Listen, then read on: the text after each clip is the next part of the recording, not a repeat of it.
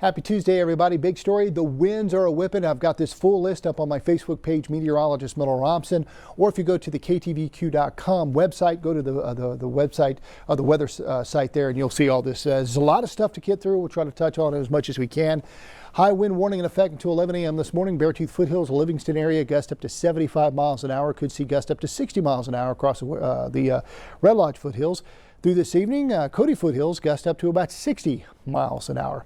High wind watch spreading across much of the area tomorrow, including here in Billings, late tonight, early tomorrow morning, all the way through late tomorrow night. We could have winds out of the west, gusts 60 to 65 miles an hour. That includes portions of central, south central, and southeast Montana, north central Wyoming. All of northeast Montana could have gusts up to about 70 miles an hour during that stretch. Also, the Absarokas, the Beartooth Mountains, gust up to 80 miles an hour. Red Lodge foothills could have gusts up to 65 miles an hour with this high wind watch. And also around the northern Sweetgrass area, Melville foothills, southern Wheatland, Judith Gap, gusts up to 75 miles an hour out of the west.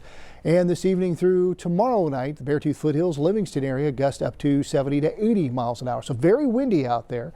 We do have folks watching in Williston through this evening or late afternoon, gust up to about 55 miles an hour. So very windy. Just keep that in mind if you drive a high profile vehicle. Western foothills all the way through the end of the week, on and off strong winds. And it's helped keeping those temperatures warmer than average too.